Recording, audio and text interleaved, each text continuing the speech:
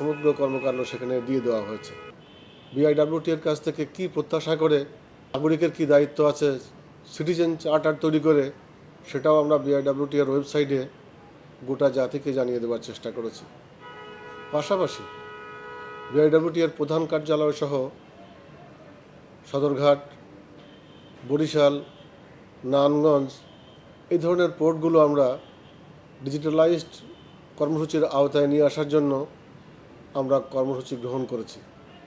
আপনারা শুনে খুশি হবেন যে শাহজালাল প্রযুক্তি বিশ্ববিদ্যালয়ের কম্পিউটার সায়েন্স বিভাগের প্রধান ডক্টর জাফর ইকবালের সঙ্গে ইতিমধ্যে আমাদের কয়েকটা বৈঠক হয়েছে। আমাদের হাইড্রোগ্রাফি ডিপার্টমেন্ট, যে সমস্ত আমরা নদীপথে সার্ভে করি, এতদিন আমরা সার্ভে করতাম ম্যানুয়ালি, এখন আমরা নতুন পদ্ধতিতে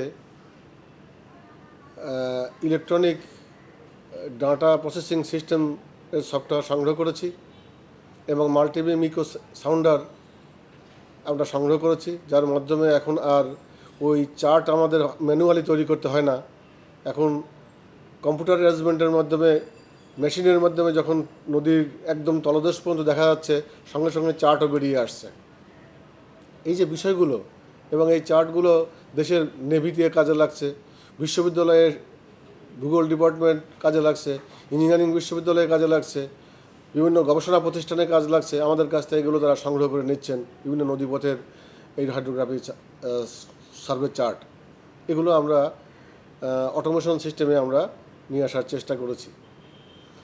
দেশের বিভিন্ন ঘাটগুলোতে আমরা এতদিন ম্যানুয়ালি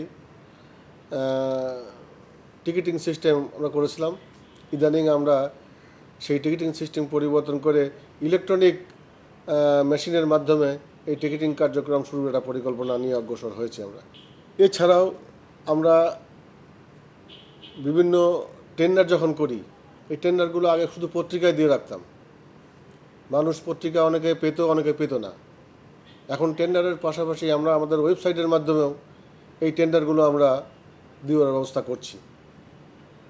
আমাদের চিন্তা আছে যে এবছরের শেষ নাগাদ হয়তো আমরা আরও একটু উন্নত মানের যে ইলেকট্রনিক টেন্ডারিংয়ের মাধ্যমে আমরা টেন্ডার কার্যক্রম গ্রহণ করব বলে আমরা আশা করছি, যা ইতিমধ্যে বিভিন্ন সংস্থা শুরু করে দিয়েছে।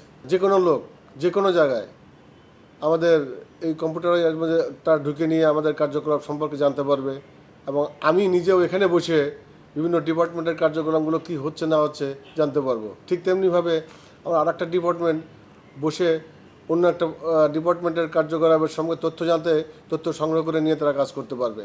এরকমভাবে আমরা একটা টোটাল অটোমেশন নেটওয়ার্ক তৈরি করে বিআইডব্লিউটির একটা অটোমেশন নেটওয়ার্কের আওতায় নিয়ে আসার জন্য তাদের সঙ্গে আমাদের আলোচনা হয়ে গেছে, প্রকল্প কর্মসূচি গ্রহণ করা হয়ে গেছে। আমরা সেগুলো এখন বাস্তবায়ন প্রক্রিয়াধীন আছি। আশা করতেছি এবছরের শেষ নাগাদ, অর্থাৎ আগামী 2012 সালের জুন পর্যন্ত আমাদের এই অটোমেশন প্রোগ্রামটা সম্পূর্ণ শেষ হবে বলে আশা করছি। পাশাপাশি যে সমস্ত ঘাটগুলো আমরা এখনও কম্পিউটারাইজারের মধ্যে নিতে পারিনি, সেগুলো আমাদের অটোমেশন প্রোগ্রামের মধ্যে নিয়ে আসার জন্য আমরা পরিকল্পনা নিয়ে অগ্রসর হচ্ছি। মহান মুক্তিযুদ্ধের মধ্য দিয়ে যে দেশ স্বাধীন হয়েছে, সেই দেশের শাসন ক্ষমতা পাকিস্তানি কারাগার থেকে ফিরে এসে বঙ্গবন্ধু হাল ধরলেন এবং নৌ পরিবহন মন্ত্রণালয় কিন্তু বঙ্গবন্ধুর কাছেই রাখছিলেন।